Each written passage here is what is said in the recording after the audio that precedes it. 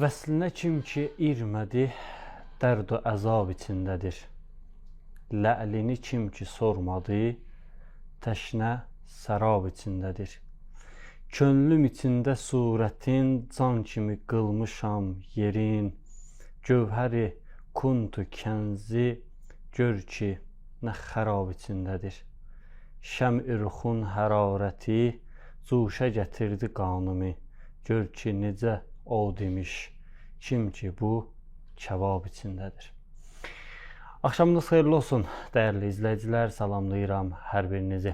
Hadi TV Öz televiziya kanalında yayımlanan Hidayət Çeşməsi verilişini canlı olaraq izləyirsiniz. Dəyərli tamaşaçılar, bildiyiniz kimi dünən axşam və bugün Həzrəti Zeynəb Salamullah Əleyhanın şəhadət gecəsi və günü idi və bu münasibətlə, bu şəhadətlə bağlı bütün Həzrəti Zeynəb sevərlərə, Əhl-i Beyt aşiqlərinə təsliyyət ərz edir. İnşallah Allah Taala Əhl-i Beytdən bizləri ayrı salmasın və dünyada ziyarətlərini, axirətdə şəfaətlərini nəsib eləsin. Və hörmətli izləyicilər, bildiyiniz kimi hər axşam müxtəlif qonaqlarla və bir-birindən maraqlı mövzularla siz dəyərli tamaşaçıların xidmətində oluruq. Bu axşam da keçən həftə bir mövzu başlamışdıq. Onu inşallah davamını sizlərə çatdıracaq. O mövzu Allahla ünsiyyətin ədəbləri haqqında idi. Dəyərli qonağımız həqiqətən çox gözəl,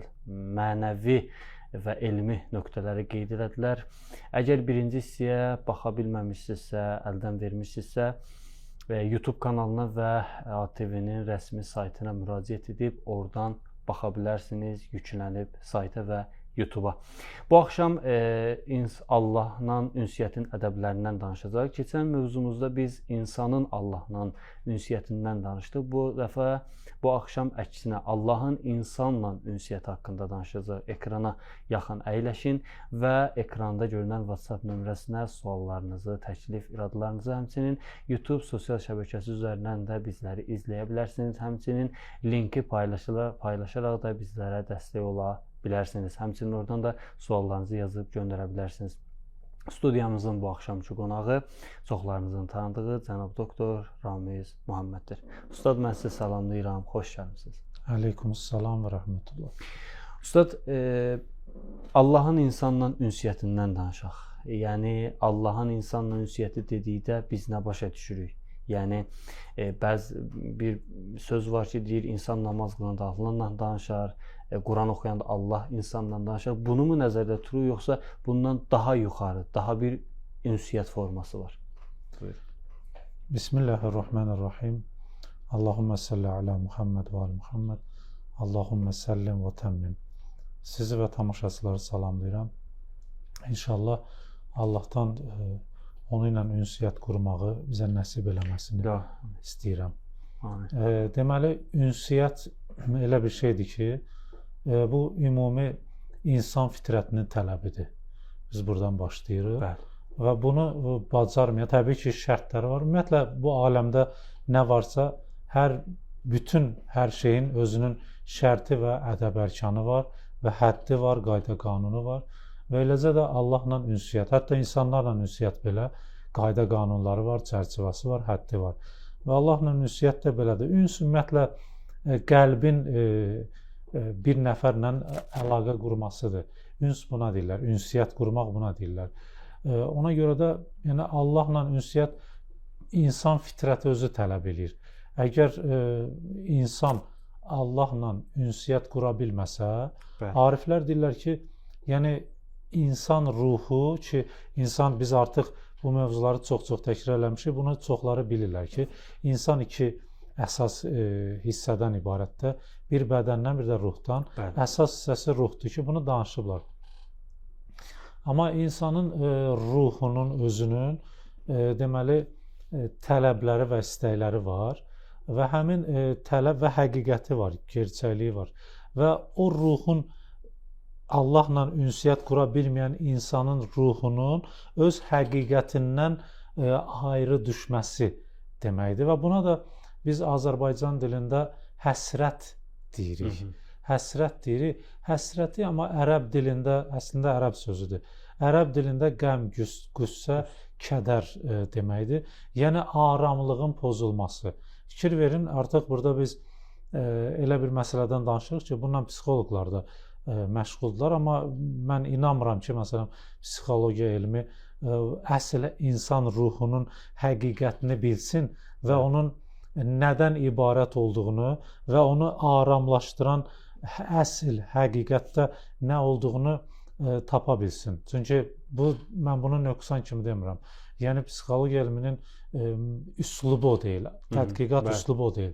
Amma biz gəlsək, məsələn, dini elmlərə, xüsusən də fəlsəfə və irfana, burada artıq biz varlıqların həqiqətindən danışdığımıza görə varlıqlardan biri də insan ruhudur və onun həqiqətləri artıq məlumdur alimlərə.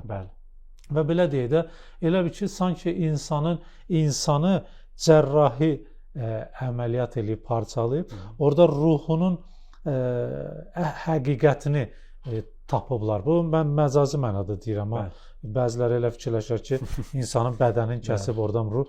Ruh ümumiyyətlə bədən demək deyil. Yəni, ruh bədəndən ayrı bir şeydir. Biz ruhdan danışırıq. Və insanın Allahla ünsiyyətinin yarana bilməməsi insanı məşəqqət və stresə salır bu aləmdə. Və məsələn, aldadıcı şeylər sakitləşdirici də, yəni məsələn, xəstəliyi varsa bir nəfərin, ona ağrı kəsici verirlər, o ağrıları dayanır. Ağrını dayanır deyəndə ağrını hiss eləmir. Amma problem yenə də yerində qalır. Və elə bizimlə, yəni bu dini elmlərlə psixologiya elminin fərqi budur ki, yəni bu mövzularda, mən başqa mövzularda demirəm, ola bilsin ki, başqa mövzularda müvəffəqdirlər və elmi nailiyyətlər də var.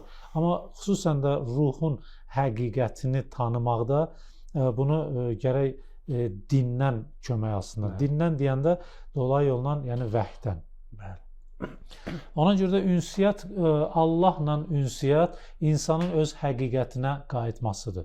Öz həqiqəti ilə baş-başa qalmasıdır. Əgər bunu bacara bilməyən, deməli, çox şeydən məhrum və həsrət çəkir, istirab çəkir.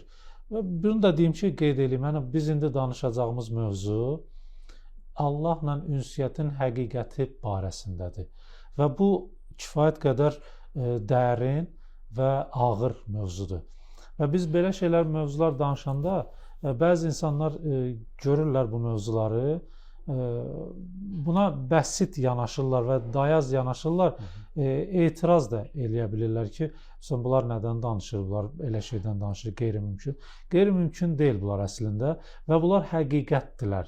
Necə həqiqət? Məsələn, soruşa bilərlər ki, bu məlumatları siz hardan əldə eləmişsiniz? Təbii ki, biz bu məlumatları ya vəhy yolu ilə əldə edirik, yəni vəhy yolu ilə necə? Biz vəhy alan insanı sözlərinə baxmaqla, öyrənməklə, yəni Peyğəmbərimizin təlim və Allahın lədunni elmindən verdiyi imamların elmlərindən istifadə edirik və onlardan da sonra ümumiyyətlə bu irfani məqamları yaşayan ariflərin təcrübələri və onların verdiyi xəbərlərdən biz istifadə edirik. Yəni, bunlar artıq ariflərin yaşadıqları yenə də söykənir Peyğəmbər və Əhl-i Beytinə, amma onların da bir təcrübələri var. Yəni, biz bunu ilə demək istəyirik ki, adi insanlar da həmin məqamlara çata bilirlər və o məqamlardan istifadə edirlər və mükaşifə yolu ilə, yəni bəsirət müşahidəsi ilə o həqiqətləri dərk edirlər. Mən bugün onlardan danışacağam. Ariflərin yaşadıqları Allahla ünsiyyət təcrübəsindən. Bundan danışacağam. Və ariflərdən misallar da gətirəcəm. İnşallah bu bizə kömək eləyər. Biz Allahla ünsiyyət barəsində daha yaxşı diqqətli olaq. Və deməli, ariflər deyirlər ki, ümumi mənada, ariflər deyirlər ki, əl-unsu ələ darbeyn. Ünsiyyət iki növdür. Birincisi, əl-unsun bil xalq, insanlarla ünsiyyət və unsun bil haqq, Allahla ünsiyyət. Sonra deyir ki, "Vel unsu bil haqq nurun sati'un." Yəni bunlar adi xəbərlər deyil də, bunlar həqiqətlərdir. Bunlara diqqət eləsinlər. Kimsə ümumiyyətlə bu mövzularda irəli getmək istəyirsə, çox diqqət eləsin, qeyd eləsin. İnşallah nəticəsi də olacaq ki, bunu oxuyanlar da nəticə görürlər. Deməli, Allahla ünsiyyət nurdur. Yəni günəş necə çıxır, həmin parlayan, günəş kimi parlayan bir nurdur. Allahla ünsiyyət insan qəlbini nurlandırır. İnsan qəlbini aramlaşdırır. Və unsu bil xalq gammun vaqiun. Yəni həqiqət aləmində qəm, kədərdir. İnsanlarla ünsiyyət. Ünsiyyəti də biz dedik, əvvəldə dedik ki, insan tam olaraq qəlbi ilə hər hansı bir varlıqla rabitə yaratsın və o qəlbin ona bağlanması. Biz indi biri irad eləyə bilər ki, məsələn, biz indi insanlarla salamlaşmayaq, görüşməyək, danışmayaq, iş yoldaşıdır, sinif yoldaşıdır, belə. Söhbət bundan getmir, söhbət qəlbin ünsiyyətindən gedir. Yəni biz cismi olaraq bizim bir-birimizlə ünsiyyətimiz var, salamlaşırıq, söhbət eləyirik, danışırıq, ya iş yoldaşırıq. Amma qəlbin ünsiyyəti deyən də qəlbin tam olaraq həmin varlığa bağlanmasıdır. Artıq ondan belə deyək, aramlıq axtarır. Artıq ondan ünsiyyət qurub, yəni bir növdə ünsiyyətdə təslim var. Bunu bir dənə qeyd edirəm, keçirəm. Quran ayələrində yəni bu barədə işarələr var. Ünsiyyətdə təslim var. Yəni insan varlığı ilə, bütün vücudu ilə ünsiyyət qurduğu varlığa yönəlir. Bunlar hamısı sözlərdir, bunlar hamısı işarələrdir. Biz bu ünsiyyətdən danışırıq da. Sonra bizə irad eləməsinlər ki, biz insanlardan əlaqəmizi kəsək, yoxsa insanlarla biz cismani olaraq əlaqəmiz var, salamlaşırıq, görüşürük, maddi aləmdə filan işimiz keçir bir-birimizdən filan. Amma qəlbim ona tam bağlanmayıb. Qəlbim ondan varlıq, yəni tam olaraq varlığı ilə ona yönəlməyib. Üstad, belə bir hədis də var da, əl-qəlbu haramullah. Bəli, qəlb yəni, Allahın evidir, Allahdan başqası olmamalıdır. Əhsən, bu mövzu bundandır. Yəni ünsiyyət budur. Həmin qəlbə Allahdan başqası daxil olmasın. Ümumiyyətlə ünsiyyət həqiqi ünsiyyətdirsə, insanla da olsa, həmin qəlbə insanı daxil eləməkdir. Ona görə bu olmamalıdır. İnsanla ünsiyyət ümumiyyətlə indi oxuyacağam, mən görəcəksiniz ki, ariflər təəccüb edirlər ümumiyyətlə buna. Təəccüb edirlər ki, yəni bir insan qəlbinə başqasını, Allahdan başqasını necə sığdıra bilər? Allah bir sinədə 2 qəlb yaratmayıb. Ayəsidir də. Bir sinədə 2 dənə qəlb yoxdur. Yəni 2 nəfərə yer yoxdur. Ya Allahdır, ya başqasıdır. İndi və ondan sonra mən burada Şiblinin sözünü oxumaq istəyirəm. Deməli, Şibli 4-cü əsr ariflərindəndir. Cüneyd Bağdadi ilə də çox, Cüneyd Bağdadidən təsirlənən ariflərdəndir. Bundan qabaqki söz Zunnunun idi. Deməli, Zunnun 3-cü əsr ariflərindəndir. Tustərinin də tələbəsidir ki, Tustəri barəsində biz elə bilirəm danışmışıq və yaxud Şuştəri də deyirlər. Şuştərinin tələbəsidir o arifin. Zunnun. O deyirdi ki, insanlarla ünsiyyət qəm-kədərdir. Şibli də deyir ki, əl-isti'nasu bin-nas iflas.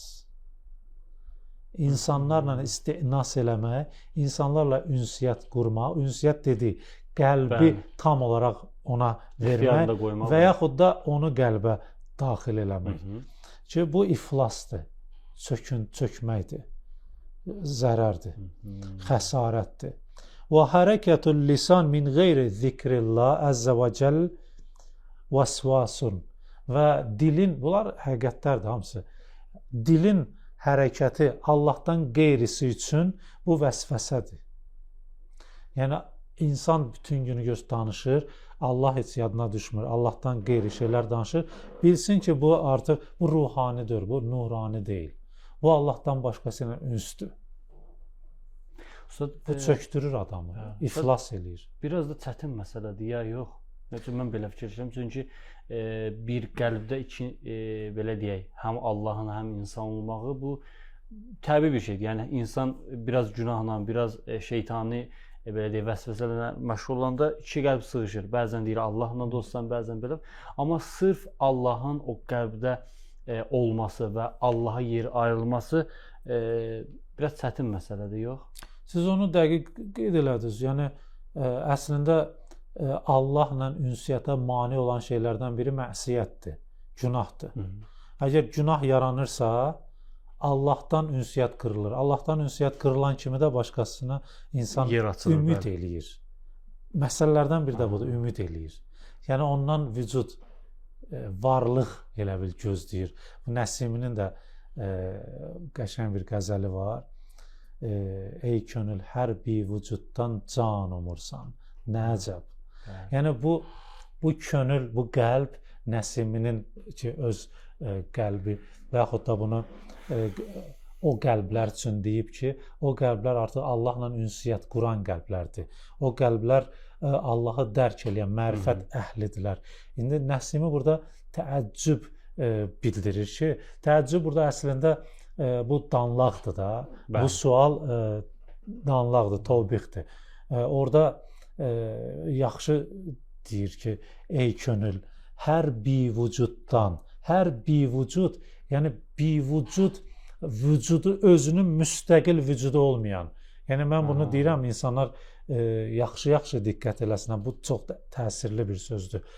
İnsan Allahdan başqa varlıqların heç birinin varlığı özündən deyil. Heç birinin varlığı özləri Allahdan möhtac olan insanlardır. Həm var olması üçün, həm varlığını davam eləməsi üçün. Məsələn, bir nəfər qüdrətli və imkanlı insan çıxsın desin ki, mən gələn il sağ qalacağıma söz verirəm. Məsələn, bu deyə bilməz. Hələ mən gələn il dedim, çox dedim. Sabah, heç bir dəqiqə sonra o qədər getsinlər, baxsınlar. İndi internetdə doludur o xəbərlərlə ki, dünən konsert Nasir Rəşid müğənni vardı birdən. Yəni hamı onu niyə görə mənim yadıma düşdü Türkiyədə. Yəni hamı şokda idi. Əslində burada şok yoxdur. Adi bir şeydir. Adidir, çünki sabaha nə olacaq onu bilmirlər. Onu bilmirlər və eləcə də hamıya aiddir. Ona görə bir vücuddur, onun özünün öz mülkiyyətində heç nə yoxdur. Həqiqi malik, həqiqi mülk sahibi deyil. Təsəvvür edin, mən ona ümid eləmişəm və onu ünsiyyət qurmuşam və ondan nəsə gözləntim var ki, o mənim işimi düzəltsin ya mənə nəsə eləsin. Yadından çıxıb ki, mülk sahibi Allahdır.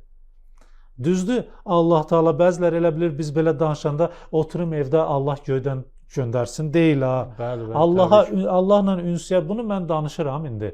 Bizi izləyənlərin bəlkə də çoxları var ki, onlar bunu təsdiqləyəcəklər qəlbində ki, bizdə də belə olub. Çünki Allaha bir dənə yönələndə Allah vasitələrlə gətirir onsuz da. O da insanlar olur vasitə. Amma hər halda əsl mülk sahibi burada artıq mən bunu danışa fikirləşirəm ki, məsələn, gedib hansı alimdən soruşsam ki, Allahdan başqasına da ümid eləmək bəlkə yeri var, bəlkə olar. Bəlkə mən Ramiz, səhv başa düşmüşəm, Allahdan başqasına ümid eləməmək lazımdır deyəndə və yaxud mülk sahibi yalnız Allah Taaladır deyəndə mən hər hansı bir çətinə düşmüşəm, başqasına ağız açmıram, öz istəyimi bəndələrə demirəm. Burada bəlkə mən səhv başa düşmüşəm, bəlkə gedib deməliyəm, bunu hansı alimdən soruşsuz, hansı arifdən soruşsuz, deyəcək ki, sən düz fikirləşirsən. Çünki mən onu özümdən çıxartmamışam, mən də onlardan öyrənmişəm. Və mən bunu fikirləşirdim həmişə ki, bəlkə doğrudan, bəlkə mən səhv nəticə almışam. Onda Allah insanı ictimai yaradıb axı. Bizim bir-birimizə ehtiyacım var. Mən məsələn Hüseyn müəllimə gedim dərdimi deyim də, məsələn onunla ola bilsin, məsələn müəyyən məqamlarda ondan razı deyiləm, amma misal üçün də, amma baxıram ki, onun əlində imkan var, onun əlində qüdrəti var. Aranı pis eləməyim ki, sabah ehtiyacım olanda o mənə kimi belə eləyim, yoxsa sırf Allaha xatir yaşayım, sırf Allahı düşünüm. Mən məsələn Hüseyn müəllimdən tamamilə ehtiyatsız dərk eləyim özümü və elə yaşayım, rəftarlarımda elə olum. Nə olsun o məndən əlaqəni kəssin, bəyəm Allah yoxdur. Mən bunu fikirləşirdim belə. Sonra müraciət edirdim alimlərə ki, bəlkə Ramiz sən səhv başa düşmüsən. Çünki mən bunu danışanda bəziləri mənə etiraz edirlər ki, sən necə fikirləşirsən? Hamını atıb tək Allahla ünsiyyət qurmaq, ya məsələn atıb deyəndə, yəni hamı ümidimi hamıdan kəsib, tək Allahla ünsiyyət qurmaq. Bəlkə sən səhv, Ramiz, sən niyə ictimai deyilsən, niyə sosial deyilsən, niyə məsələn insanlarla elə eləmirsən ki, məsələn o rabitələrin olsun da, o bəzilər deyirlər ki, yaxşıdır da hər yerdə adamın tanışı ola, adamın əli girə hər yerə, birdən sabah bir ehtiyacın olanda onlardan ki, bu səhvdir, bu şirkdir. Bu Allahdan başqasına ünsiyyət. Mən bunu başa düşmüşəm. Və sonra baxıram, indi oxuyacam, tez-tez oxuyacam ki, bu gün bitirə bu mövzunu. Allahdan başqalarından möhtac olmamaq lazımdır. Allahdan başqasına möhtac olmamaq lazımdır. Allah özü, onsuz da insanlar vasitəsilə eləyir. Allah yetirir. Sadəcə olaraq bu ünsiyyətə mane olan şeylərdən uzaqlaşmaq lazımdır. Birini siz dediniz, günahdır. Və dərk eləmək lazımdır, mərifət. Allaha ümumiyyətlə mərifət, birinci mərifətlə yaxınlaşmaq lazımdır. O bəzilər deyir, siz dediniz ki, həm də çətindir bu məsələ. Çətin deyil, sadəcə olaraq mərifətlə yanaşandı. Məsələn, bu kitablar mərifət əhlinin kitabıdır da. Biz indi burada mərifət əhlindən elə bir dialoq qurmuşuq, onlardan öyrənirik. Elə bil burada məsələn Şibli oturub, elə bil burada məsələn Zunnun oturub, burada nə bilim başqaları oturub. Biz onlardan öyrənirik. Onlar öz təcrübəsindən, onlar illərlə bunu yaşayıblar və xəsarət görməyiblər. Əksinə insanlara ümid eləməkdə xəsarət görüblər.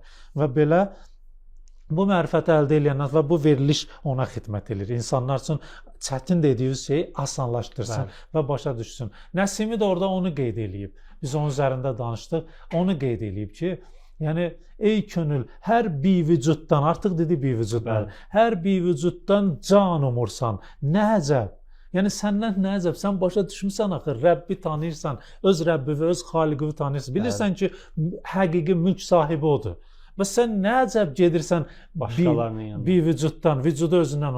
Onca bir davamda durur ki, bir kərəmdən lütfi ilə ehsan umursan. Nə əcəb. Çünki o vücudu yoxdursa o kəramət də eləyə bilməyəcək, o kərəm də eləyə bilməyəcək, ehsan da eləyə bilməyəcək. Nə əcəb gedirsən ondan ünsiyyət qurursan və yaxud ondan istəyirsən, ondan ehsan dilənir. Bəs Allaha müraciət eləmirsən, nə əcəb. Nə əcəb. Ona görə burada bir dənə də ariflərdən biri və bunu hamı tanıyır. Peyğəmbərimizin zamanında Allahümmə salli alə Muhammed və Muhammed. Bu söhbətlər Peyğəmbərin vaxtından indiyə kimidir. Bəziləri fikirləşməsin ki, bu sonradan ariflər filan Peyğəmbər qalıb, imamlar qalıb, bu ariflərdən danışır. Bunlar elə ora qayıdır. Fikir verin, Uveys Qərəni. Uveys Qərəni özü Yəmənli, həm də Peyğəmbərin zamanında yaşayan. Yəni Uveys Qərəni əslində ariflərdəndir. Hətta irfanda Uveys Qərəni yolu var. Yəni onun təlimləri var. O necə, bax bu məsələ belədir. Yəni o təcrübəsini bölüşüb insanlara biz baxırıq, görürük ki, çünki biz axı mərifətimiz aşağıdır. Biz birdən-birə Peyğəmbəri necə dərk eləyək? Yavaş-yavaş gedib çatırıq. Məsələn, Uveys necə, baxıram Uveys nəticəsi var. Düzdür, belə də təbii. Məsələn, filan kəs idmanda məsələn nəticəsi var. Neçə dəfə çempion olub. Mən bunun yanına gedərəm ki, mənə öyrətsin. Çünki o artıq nə eləyibsə o nəticəyə çatır. O nə elədiklərini mənə də öyrətsin. Uveys nəticəyə çatır. Peyğəmbər gəlir, ziyarət eləməyə çıxır, qayıdır, gedir, görmür. Bu hadisəni bilir çoxları. Peyğəmbərimiz bu gələndə buyurur ki, elə bil dostum Uveysin iyi gəlir buradan. Yəni Peyğəmbər dostum adlandırıb, hətta onu uzaqdan iyini dərk eləyib. Yəni Uveys bu mərtəbə. Uveys neyniyib görəsən? Peyğəmbər ondan dostluq elan edir. Peyğəmbər ondan ünsiyyət, dostluq qurub. Deyir ki, və beynə Uveys Qərəni calisun iz ca'əhu Hərim ibn Həyyan. Hərim ibn Həyyam gəlir Uveysin yanına, Uveys oturmuşdu deyir. Gəlib o yanına, fəqalə ləhu Uveys. Ona deyir ki, ma ca'əbikə. Səni bura niyə gəlmirsən, yəni nə gətirib səni? Nə səbəb gəlmirsən mənim yanıma? Nə istəyirsən yəni? O cavab verir ki, ci'tu li'anəsə bikə. Gəldim səndən ünsiyyət qurum. Ünsiyyətə ehtiyacım var. Yəni fikir verdiniz, biz əvvəldə dedik. O ünsiyyəti itirən adam həsrət şiddətə düşür, Bəli, darıxır, ürəyi sıxılır. Bu da kimə müraciət eləmək lazımdır, onu bilmir. Gəlib Uveysin yanına. Çünki baxır Uveys Allahın dostudur. Bu elə bir ki, gedim Allahın dostu ilə ünsiyyəti qurum. Amma Allahın dostu ilə yanına gedib ünsiyyəti öyrənmək olar, qurmaq yox.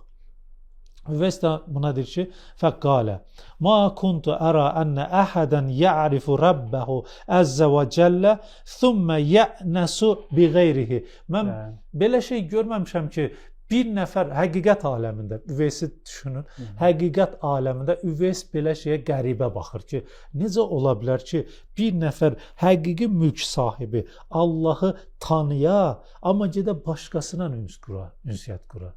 Axı bu necə baş verir? Üveys təəccüb içindədir ki, bu necə baş verə bilər axı? Axı necə ola bilər? Sonra başqa bir Deydəm bir nəfər arif, o deyir ki, əcəbtu bil xəliqəti. Mən bu məxluqata təəccüblənirəm. Fikir verin, Üveysin sözün dediyi, o ümumi məna oldu da, düzdür? İndi onun nəticəsini başqası biri o sözü deyib, amma nəticə formasında. Bunlar bir-birini təsdiqləyir. Yəni, təsadüfi sözlər deyil. O deyir ki, təəccüb edirəm bu məxluqata ki, keyfə əradət bikə bədələn. Allaha deyir. Yəni, sənin əvəzvə başqasını necə istəyə bilərlər? Axı, Allahı tanıyandan sonra adam görür ki, buna güvənmək olar. Rəhimdir, rəhmandır, qadirdir, alimdir, güvənmək olar. Yəni, Allahı tanıyandan sonra, bunu da deyim, bu yəni nağıl deyil, Allahla həqiqətən biz özümüz də yəni, təcrübə eləyə bilərik bunu və bizim aramızda dostlarımız var ki, onlar da bunu yaşayıblar.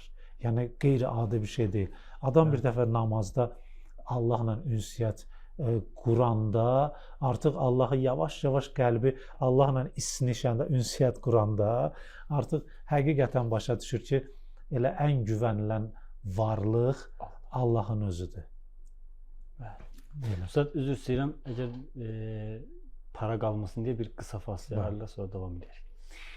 Hörmətli izləyicilər, qısa bir fasilədən sonra verilişimiz davam edəcək. Biz izləmədə qalın. Bəli, dəyərli tamaşaçılar, qısa bir fasilədən sonra yenidən sizinləyik. Hadi TV televiziya kanalında yayımlanan Hidayət Çeşməsi verilişini canlı olaraq izləyirsiniz. Mövzumuz Allahla insanın ünsiyyəti haqqındadır və ilkisi də dəyərli qonağımız ariflərin çatdığı və fikirləri ki, insan Allahdan başqasından ümidini kəsməlidir və nə üçün, niyə bunun haqqında danışdı. İnşallah sabahları, əgər baxa bilmədinizsə, sabahları YouTube kanalına və sayta yüklənəcək, oradan baxa bilərsiniz. Studiyamızın bu axşamçı qonağı cənab doktor Ustad Ramiz Muhammed. Ustad, qaldığımız yerdən davam edək və biz ariflərin, belə deyək, insanların niyə, necə Allahdan başqasına ümid bağlaması haqqında danışılır və təəccüblə danışırlar. Buyurun. Bəli, deməli, Dayğamla oxuduq biz, şəxsdir. O deyirdi ki, təəccüb eləyirəm ki, mən, ya Allah, sənin əvəzvə necə başqasını istəyər insan. Bu məxluqata mən təəccüb edirəm.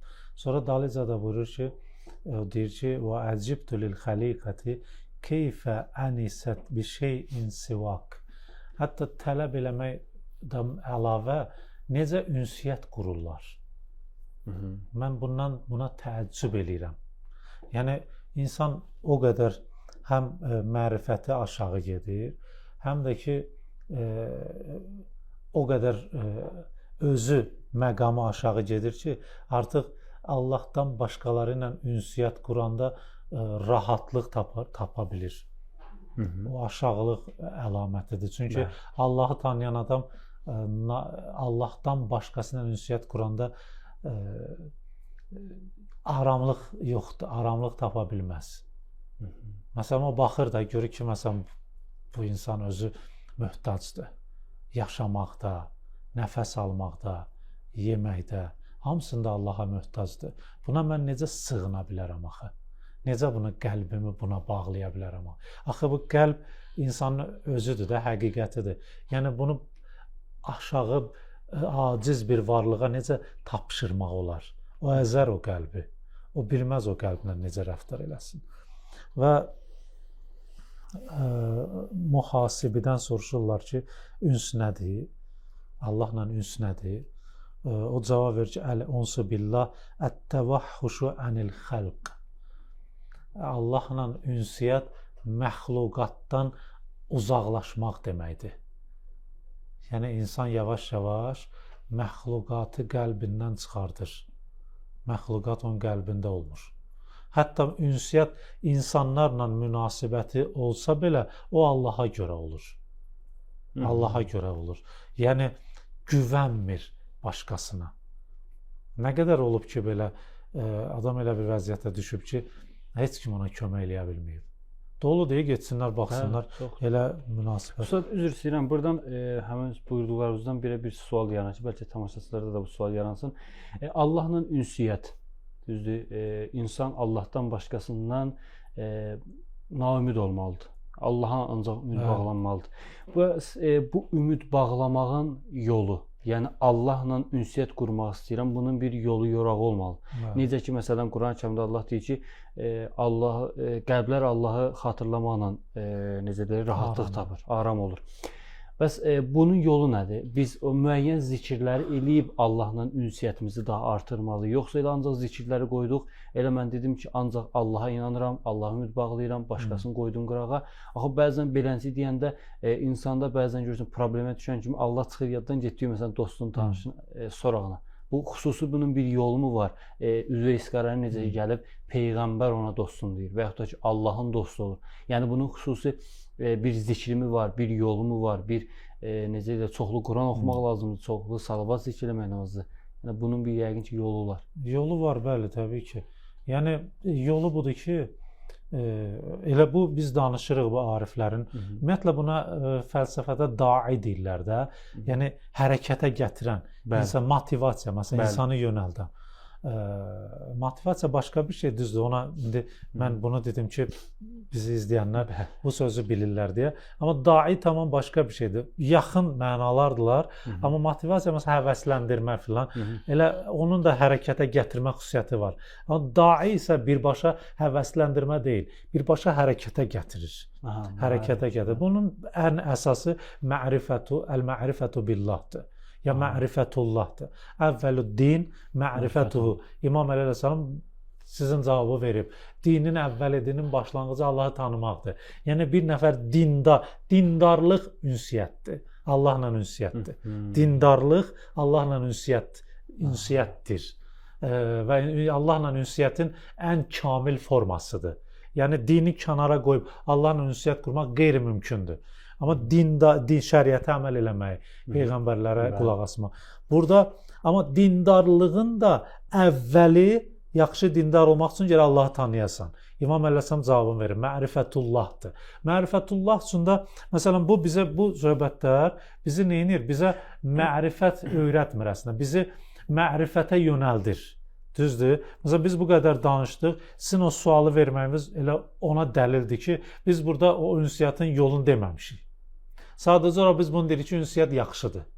Ünsiyyət faydalıdır. Ünsiyyət aramlıq gətirir. Yəni ünsiyyətin nəticələrini demişik biz, faydalarını demişik. Amma onu necə qurarlar? Onun üçün artıq dərs görmək lazımdır. Yəni alimlərlə ünsiyyət münasibət və alimlərlə get-gəl eləmək. Ondan sonra alimlərlə münasibət deyəndə, yəni alimlərdən Allahı tanımağı tələb eləmək, Allahın haqqında öyrənmək. Alimlər onlara danışsınlar, rəvayətləri gətirsinlər. Çünki həqiqətlər, məsələn, indi hədislərə baxıram mən, imamların hədislərinə, yəni doğrudan xəzinədir. Bundan insanlar özlərini məhrum eləməsinlər. Hədislər çoxlu oxusunlar. Məsələn, Misbah Yazdağa Allah rəhmət eləsin tövsiyə verib gənclərə ki, siz bir qrupunuz olsun. İndi bizi dinləyənlər bunu tətbiq eləsinlər. Müsbət fayda götürəcək. Mən bunu demişəm bəzi insanlara, onlar fayda götürüblər. Yəni bir qrupları olsun. Məsələn, Azərbaycanda yaşayırlar. qrupları olsun, məsələn, yığışsınlar, hər hansı bir mövzunu müzakirə eləsin. O Misbah Yazdağanın tövsiyəsidir, o yolu deyib, Allah'a çatmağın yolu. Və orada artıq dini mövzuları müzakirə eləyirlər və gəlirlər, məsələn, elə bir yerə çatırlar ki, orada artıq ilişib qalırlar, məsələn, cavab tapa bilmirlər. Onda bir alim dəvət eləsinlər, ya bir alimlə əlaqə qursunlar, öz suallarının cavabını alsınlar. Bu davamlı olsa, İnsan artıq özü mərifət əldə eləyəcək, qəlbi dərk eləyəcək ki, Allahı yavaş-yavaş, belə deyək də, Allahın o şölələrini, o nurlarını kiçik də olsa, yavaş-yavaş qəlb dərk elədikcə, o artıq ünsiyyət yaranır Allahla. Və bunun mani olan şeylərdən, mən də vaxtımıza görə hamısını oxuya bilmirəm, ünsiyyətə mani olan şeyləri deyəcəm və bir də ki, ünsiyyətin əlamətini deyəcəm.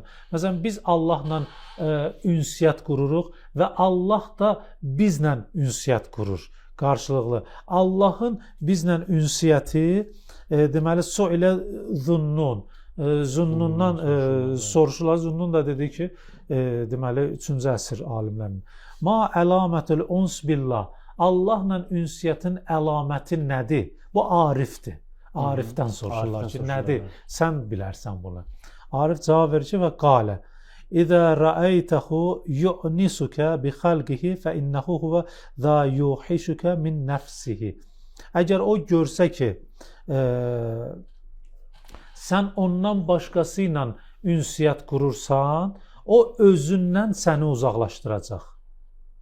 Allah belə bir ünsiyyət quran varlıqdır.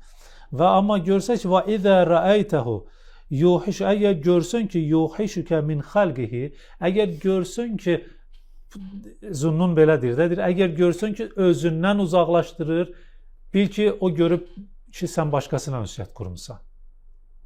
Onda başlayacaq, özündən uzaqlaşdırma nə deməkdir?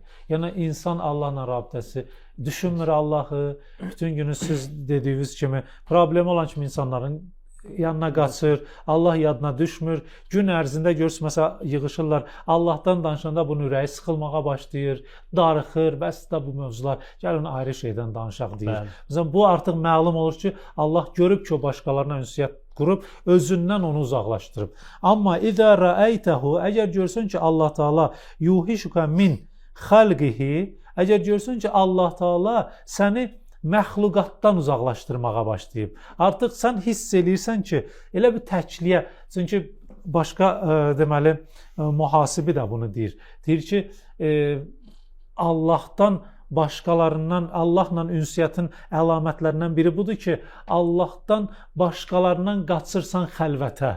Elə darıxırsan ki, gedim bir məsciddə, məsələn, oturum, görsən, məsələn, çoxluq var, məsələn, səs-küydür, insanlar danışır boş-boş şeylərdən, artıq insan oturur, hiss edir ki, elə bil ürəyi sıxıldı. Elə bil, istəyir getsin, təkliyə çəkilsin, bir 2 rükət namaz qılsın, namazda ağlasın, Allahla danışsın, ya başını səcdəyə qoysun, bəzi zikirlər var. Məsələn, ən çox da tövsiyə olan ariflərdən, məsələn, Yunisiyə zikri var. Onu desin, ağlasın, kövrəlsin orada, Allahla bir orada hiss eləyəcək ki, o istiliyi adam hiss eləyir. Allah icazə verir ona. Artıq görəcək ki, bu insanlardan uzaqlaşır. Allah bilsin ki, Allah onu istəyir ki, özü ilə ünsiyyət qursun. Allah ondan sonra deyir ki, fəhuvə zə yu'nisukə bi nəfsihi, özü ilə istəyir ünsiyyət yaratsın. Allah belə bir iş görür. Çoxları hiss eləyib bunu. Məsələn, kimlər hiss eləyib? Çoxlu, məsələn, dini kitablar mütaliə eləyənlər, çoxlu, məsələn, alimlərlə və yaxud din tələbələrlə ünsiyyətdə olanlar, ünsiyyətdə olanlar elmi mövzularda, ünsiyyətdə olanlar. Ondan sonra ziyarətlərə çox gedənlər, mənəvi insanlarla dostluq eləyənlər, rabitə quranlar, onlar hiss eləyir ki, onlar artıq insanlardan uzaqlaşmaq istəyir. Və bunu hiss eləyiblərsə, xoş onların halına. Deməli, Zunnun deyir ki, Allah səni istəyir özü ilə, yavaş-yavaş çəkir özünə tərəf, özü ilə ünsiyyət qurmağa. Və Ruveymdəndir, Ruveymdən ünsi soruşublar, üns nədir, Allahla üns nədir? Ruveym deyir ki, fəqalə mərrətən, bir dəfə belə deyib ki, huvəl xəlvətu bihi ən qeyrihi. Allahla xəlvət eləyib başqalarından uzaqlaşmaq. Allahla xəlvətə çəkilmək. Ruven belə izah edir. Allahla ünsiyyətin əlaməti budur. Əlaməti bu. Bu çox gözəldir. Ondan sonra insan baxır, görür ki, mən demirəm, bu ünsiyyət qurandan sonra, yaranandan sonra birinci mərifətdir, bunu xüsusi qeyd edir. Öyrənsinlər, oxusunlar. İrfan, məsələn, əxlaq dərsləri. Əxlaqla irfanın fərqini mən deyim. Çoxları bunu soruşur. Əxlaq dərsləri də var, irfan dərsləri də var.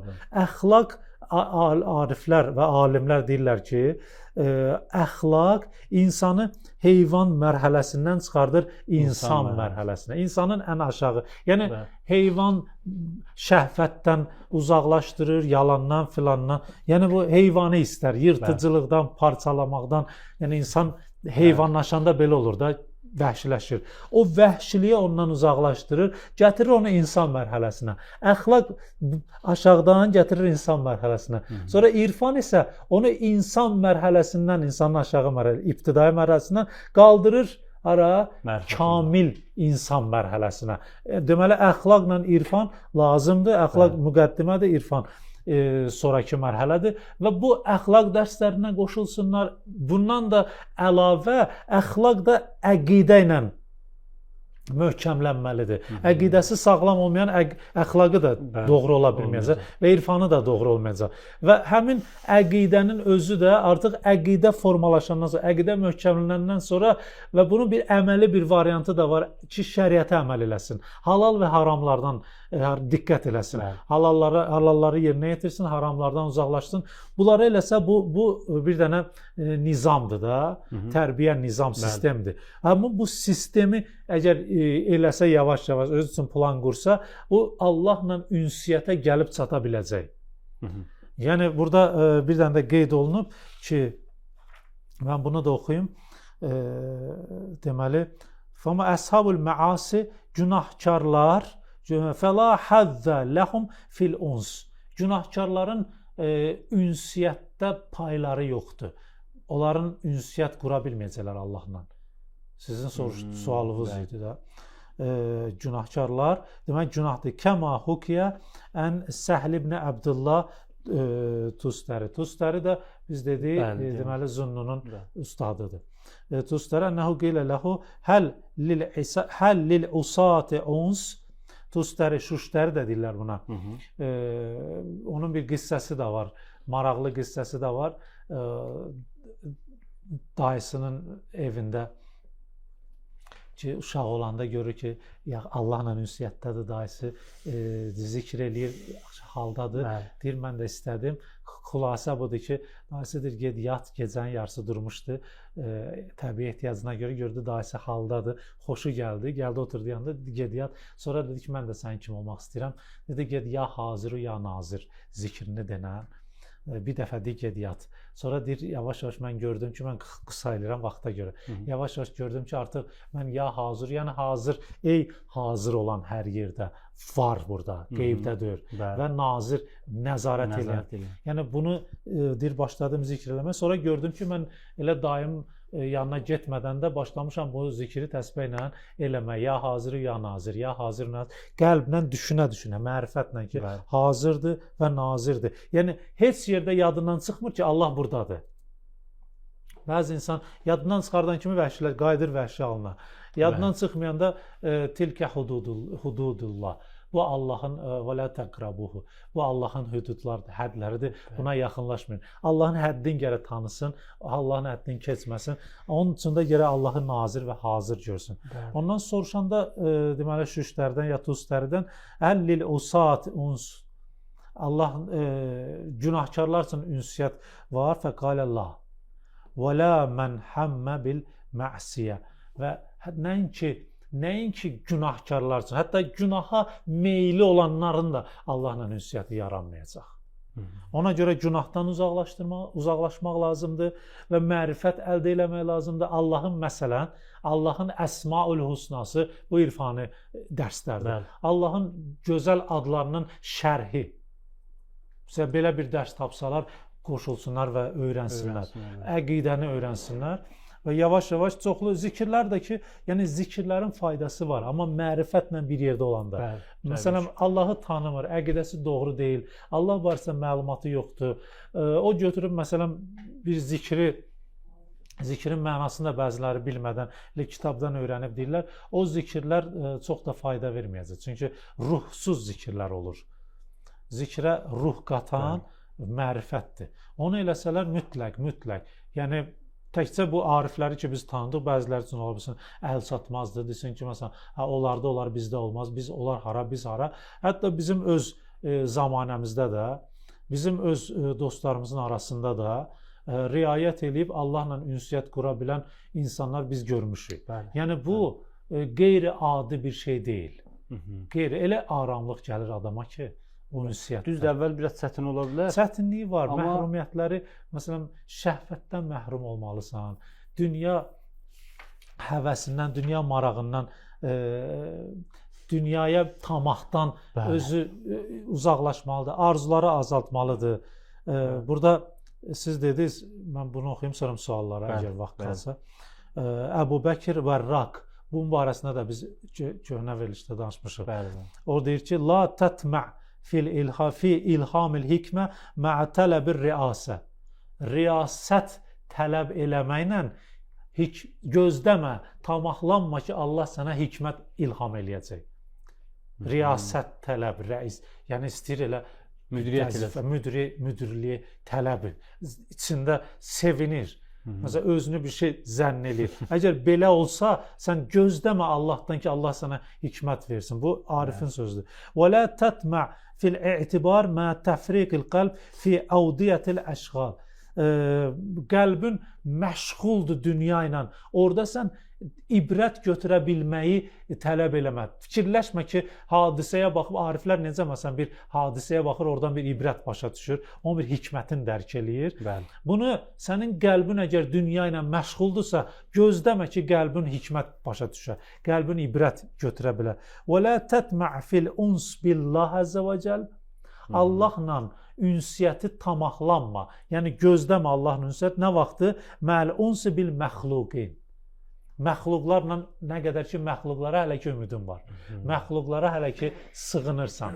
Onu özünə dayaq hesab edirsən. Bir problem olan kimi tez yada düşür, filan kəsə zəng el. Yox, belədirsə Allahla ünsiyyəti tamahlanma. Olmayacaq. Günah da eləmə, başqalarına ümidlənmə və riyasət tələb də olma. Özünü bir şey zənn eləmə, özünü sındır. Gör Allah səni necə ucaldacaq. Üstad, suallarımız bir neçə də azdır, amma biraz geniş izahlıdır. Mümkünsə qısa cavab verək. Birdən ilk olaraq YouTube'dan yazdılar ki, salam aleykum. Ramiz Ustad yaxınlarda məntiq fəlsəfə dərsi keçməyi düşünür. Hələ ki yox. Hələ ki yox, bəli. Bir səsli mesajımız var, dinləyək. Salam aleykum, axşamınız xeyir. Aleyküm salam. Ağazəm, bir nəfər belə bir söz dedi ki, yəni xəstələnən zaman gedib aptekdən hər hansı bir dərmanı Allaha ümid edib alıb atsan ki, yəni o dərman sənin xəstəliyə uyğun olsa da olmasa da sənin Allaha ümidin olsa, yəni Allah sənə şəfa verər. Düzdür, bu Allaha ümid bəli, vacibdir. Amma belə bir işi, yəni həkim təyin eləməyən bir dərmanı Allaha ümid edeyim, atım, belə bir iş Allah bəyənirmi? Xahiş edirəm bu barədə də açıqlayardınız. Bəli, təşəkkür edirik. Allah razı olsun. Buyurun sizə. Allaha həqiqi ümid eləyəndən sonra heç dərmana da ehtiyac yoxdur. Yəni biz bilirik, ariflərin həyatında var. Allah'a o qədər ünsiyyətləri var, o qədər tanıyıblar ki, amma burada bir dənə məsələ var. Buna diqqət eləmək lazımdır. Məsələn, Şeyx Rəcəbəli Xəyyat. Şeyx Rəcəbəli Xəyyat ariflərdən idi də. Onun yanına gəlirlər ki, məsələn, bir nəfər gəlib deyir ki, atamın vəziyyəti pis idi, ağır idi, nə qədər həkimə gedir, düzəlməyib. Şeyx Rəcəbəli Xəyyatın yanına gəlib ki, bəs sən bizə bir şey öyrət, bir dua ya zikr, ya özün dua elə, mən gedim onu eləyim, atam sağalsın. Çünki həkimlər bacarmırlar onu. Şeyx Rəcəbəli Xəyyat biraz fikirləşdi, cavab verdi ki, düzəlməyəcək. Dedi, niyə? Dedi, çünki o öz bacısının qəlbini qırıb. Deyir, mən də bunu eşidəndən sonra getdim bibimin yanına. Bu olmuş hadisədir. Getdim bibimin yanına, bibimə dedim ki, bəs sən atam ağır vəziyyətdədir, pis günü-gündən halı dəyişir, sən onu bağışla. Atam düzəlsin, halal elə onu. Bibim də dedi ki, hə, bağışlayıram. Gəldim, düzəlmədi. Gəldim Şeyx Rəcəbəli Xəyyatın yanına, dedim ki, fikir verin, nöqtə var burada, onu tutsunlar izləyicilərimiz. Gəldim, deyir, Şeyx Rəcəbəli Xəyyatın yanına, dedim ki, demişdin, bacısının qəlbini qırıb, o bağışlasın. O bağışladı, yenə düzəlmədi. Şeyx Rəcəbəli Xəyyat fikirləşdi, dedi ki, yox, belə olmur. Çünki o bacısının 4 dənə yetimi var. O yetimlərin qəlbini ələ almalıdır. O yetimləri razı salmalıdır. Ondan sonra deyir, qayıtdım, gəldim bibimin yanına, dedim, hadisə nədir? Dedi, hə, hadisə belə olub ki, deməli, mən yoldaşım dünyasını dəyişəndən sonra bibisi danışır bunu. Mən gəldim Atongildə qalmağa, qardaşıgildə də. Qaldım orada, deyir, günlərin bir günü Aton gələndə evə, gördü ki, mən evdə, məsələn, Anonla, yəni gəlinləri ilə bir sözləri düşüb, bir mübahisələri düşüb. Aton deyir, hirsləndi, bizi 4 uşaqla bizi qovdu evdən. Və orada o yetimlərimin qəlbi də sındı. Özümüzü çox pis hiss elədi, atılmış, çox çətinlik yaşadıq ondan sonra. Ondan sonra artıq indi yetimlər, sonra deyir, gəldi, bunu başa düşəndən sonra atam maddi imkan ayırdı. Mən getdim o yetimlərin qəlbini aldım. Ondan sonra deyir, atam düzəldi. Məsələ budur ki, yəni Allahı bu cür yox, dildə yox. Dildə məsələn, indi bu sual verən şəxs, məsələn, o insanlar ola bilər ki, desin, mən Allaha, tanımır Allaha, bizim danışdığımızı baxsınlar əvvəllə. Allahı tanımalıdır, mərifət olmalıdır, təqiqi üns yaranandan sonra, ondan sonra su da içsə, suya bir dua oxuyub içsə də düzələcək. Amma səbəb varsa, o səbəbi aradan qaldırsın. Bəli. Səbəb qalxmalıdır və həqiqi ünsiyyət və həqiqi mərifət varsa, mümkündür ki, heç o dərman yox, adi su ilə də müalicə ala bilər. Amma kör-körənə otursun, məsələn, bir hardansa eşidib ki, Allaha ümid eləyəndə gedib su da içsəm düzələcək. Gedir su içir, düzəlmir. Çünki o Allahı tanımır. Bu elə belə təqlidən deyib bu sözü. Amma qəlbdən ümid olsa, doğru tanısa Allahı olar, bəli. Bunu Allah Taala da, çünki bu baş verən bir şeydir, çox baş verir. Ustad, bir izləyici keçən dəfə də sual yazmışdı, istəyirəm onu da oxuyam, keçən dəfə vaxt olmadı oxumağa. Deyir ki, aləmdə yalnız vahid vücud var və yerdə qalan hər şey, bütün varlıqlar Allahın təcəllasıdırsa, bəs insanda olan mənfi sifətlər hardandır? Ümumiyyətlə, aləmdə Allahın təcəllasından qeyri bir şey varmı ki, insanda onları icra etsin? Varlıq olaraq Allahın təcəllasıdır hər bir şey və insan da o təcəlladan biri, yəni Allahın varlığının yer üzündə təcəllasıdır. İnsan da onlardan biridir. Sadəcə olaraq insanın digər varlıqlardan fərqi budur ki, insanda ixtiyar var. İxtiyar var. Həmin o şər, insandan baş verən şər feillər, əməllər, həmin o ixtiyar, ixtiyarın sui-istifadəsindəndir. İnsanın özündəndir. Aha, yəni Allahdan deyil. Allahdan deyil. Qurani Kərimdə də buna Allah özü cavab verib ki, başınıza gələn pisliklər öz əllərinizin, əllərinizlə etdiklərinizin nəticəsidir. İxtiyar olaraq. Çünki bunu Allah götürməz insandan, məcbur eləməz. Çünki məcbur hikmətə ziddir. Bəli. Ustad, növbəti sual belədir ki, salam, el arasında deyilir ki, səni ruh tutub. Bu düzdür. İslamda belə bir şey var. Əgər varsa bunu kimə göstərmək olar? Bunu bilən hökmən namaz əhli olmalıdır. Deyirlər, məsələn, gedin filankəsin ruhun öldürün. Məsələn, babasının ruhu tutub. Bizdə mərufdur, məşhurdur belə bir söz. Bu deyirlər, ruh tutmaq. Sən ölü tutub deyirlər. Bunun həqiqəti də var. Deməli, qeyri-həqiqi hissəsi də var. Bəli. Ruh tutmaq məsələsini mən bilmirəm, insanlar necə başa düşür. Elə bir ruh gəlir, onu incidir, ya məsələn.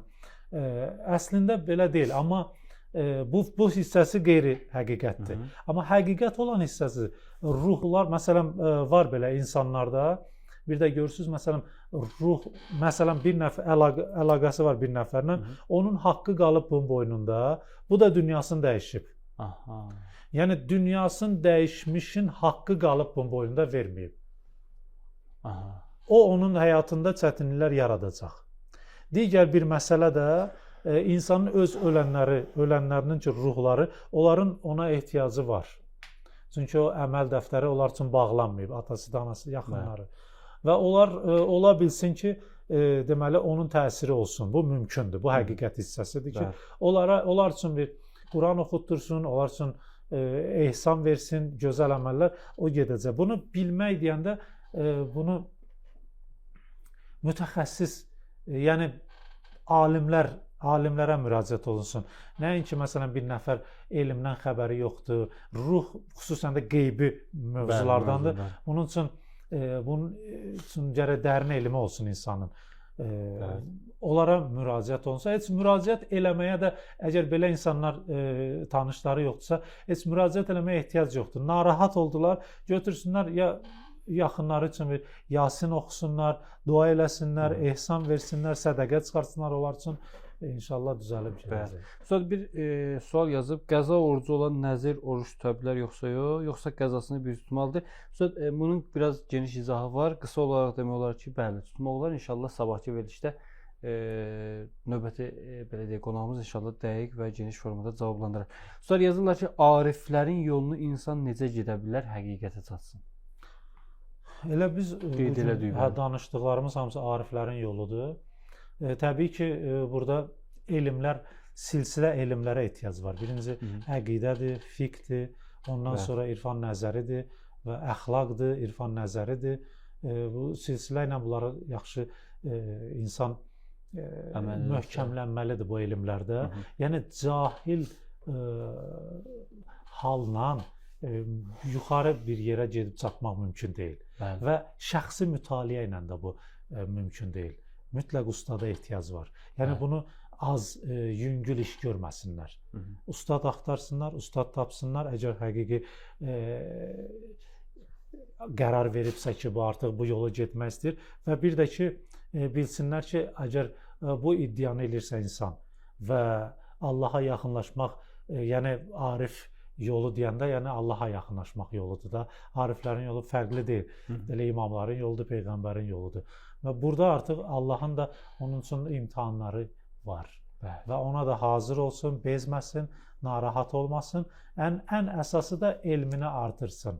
Həqiqi ustadlardan dərs alsın. Yəni özü şəxsi, indi dəb düşüb, bir şey olan kimi ChatGPT-dən öyrənirlər. Yəni ChatGPT onları aparmayacaq çox yuxarı. Həqiqətən, çünki biz görmüşük, yəni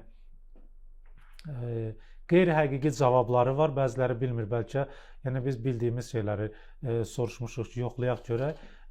Onlar yanlış cavab verirlər. Əgər biz bilməsəydik, məsələn, bilməyən insan qəbul eləyəcək. Amma biləndən sonra yazırsan, deyir ki, bağışla. Bəli. Sonda bir sual da oxuyayım. Salam, bizim çoxumuz uca Allahla ünsiyyət qurmaq istəyirik, lakin dünyanı da sevirik, dünyaya da önəm veririk. Belə olan halda insan Allahla ünsiyyət qura bilər? Bu böyük mövzudur. Ümumiyyətlə, dünyanı sevmək olmaz. Bəli. Dünyanı sevmək olmaz. Amma dünyanın mahiyyətini öyrənib, öz ehtiyaclarının qədərində istifadə eləməsində problem yoxdur. Bəli. Amma həm dünyanı sevmək, həm dünya rifahı, dünya həzlərindən istifadə eləsin, həm yəni aşırı hətta, həm Allahı, bu qeyri-mümkündür. Qeyri-mümkündür. Yəni özlərini məhrum eləmiş olurlar. Düzdür, rahatlıq var, ləzzət var, amma bu ləzzət Allahla ünsiyyət ləzzətini çıxardır insandan, qovur insandan, uzaqlaşdırır. Ona görə ya o, ya da bu qərar versinlər. Amma belə narahat olmasınlar, qorxmasınlar ki, biz deyəndə ki, Allahla ünsiyyət qurmaq lazımdır, dünyanı qəlbdən çıxartmaq lazımdır. Biz demək istəmirik ki, hər şeyi atın, işləməyin, pul qazanmayın, çörək yeməyin, nə bilim, gəzməyə getməyin, ailə özlə ünsiyyət qurun, gedin ancaq çəkilin, mağarada oturun, acından ölün, bütün günü zikr edin. Biz bunu demirik. Biz qəlbdə dünyanın yerinin olmamasından danışırıq. Yəni, dünyaya ümid eləməməkdən danışırıq. Bu özü bir tərbiyə istəyir, bir təlim istəyir. Bəli. Və buna da nail olmaq mümkündür. Bəli. Ustad, YouTube-dan mövzumuza aid bir-iki nəfər belə deyək, öz fikrimi deyim, öz təcrübəsini deyim, yazım, onu oxuyum. İnşallah əgər cavaba ehtiyac olsa gələn verilişlərimizdə cavablandırar. O yazır: "Salam, həqiqətən də düzdür, Allahdan başqa heç kimə ümid olmaq olmaz. Bu mənim təcrübəmdə görmüşəm. Allahla ünsiyyətdə Həzrəti Əlinin dediyi kimi Allah səni yaxşı insanlarla qarşılaşdırsın." Bir izləyicimiz yazır: "Ünsiyyəti mən təqvada görürəm." Digər bir insan izləyici yazır ki, "Pak insanlarla ünsiyyətdəsən, ünsiyyətdə olursan, Allaha daha yaxın olursan." Bəli, tamam. Ustad, qısa bir dualaq, Rəcəb ayıdır və mövzumuz da elə ünsiyyət barəsində dualaq və verilişimizi sonlandıraq. Əvvəlcə bunu deyim ki, bu yazılan fikir doğrudur. Yəni Allah dostları ilə ünsiyyət qurmaq, elə Allah dostlarının əlaməti budur ki, onlarla oturub duranda ancaq adam Allahı xatırlayır. Elə bir insanla deyir oturdur ki, Həzrəti İsa əleyhissalam. Bəli. Onu görəndə Allah yadıma düşür. Onun danışıqları səni Allaha yaxınlaşdırır. Bu insanlar elə ünsiyyət Allahla ünsiyyətə səbəblərdəndir. Çox gözəldir, doğru sözdür. Bəli. İnşallah Allahümmə salli ala Muhammed və ala Muhammed. Allah Teala bizi bu ünsiyyətlərdən elə bunun üzərində zehnimə gəldi. Pak insanlarla, Allah dostları ilə. Allah dostlarının da ən şərəflisi hal-hazırda dövrün imamıdır, İmam Zaman əleyhissalamdır. Onunla ünsiyyət qurmaq, onu xatırlamaq, ona qəlbin yönəlməsi də Allaha yönəlmədir, Allahla ünsiyyətdir. Allah vasitə qoyub onları vasitə, feyzdə vasitədirlər özü ilə məxluqatı arasında. İnşallah Allah Teala bizim, elə burada deyirəm, tam səmimi qəlblə deyirəm, inşallah Allah qəbul eləsin bu duanı. Amin. Ki Allah Teala bizim qəlbimizi İmam Zaman əleyhissalamın qəlbi ilə birləşdirsin, yaxınlaşdırsın və onunla rabitəmizi bərpa eləsin, bərqərar eləsin inşallah və onun vasitəsilə də biz Allahla ünsiyyəti quraq və möhkəmləndirək. Allah Teala bizə özü barəsində bizə lazım olan mərifəti nəsib eləsin. Allahümmə salli ala Muhammed və ali. Ustad, təşəkkür edirəm. Allah elmizə, ömrümüzə bərəkət versin. Dəyərli məlumatları bizlə və dəyərli tamaşaçılarla bölüşdünüz. İnşallah qismət olar, növbəti verilişdə yenə də xidmətinizdə olarıq. Hörmətli izləyicilər, bu gün də bir hidayət çeşməsi verilişini izlədiniz və sonuna gəlib çatdıq və sonda da ustadın gözəl duasına amin deyərək sizləri mərhəmətli və uca olan Allaha əmanət edirik. Sağ olun, gecəniz xeyrə qalsın.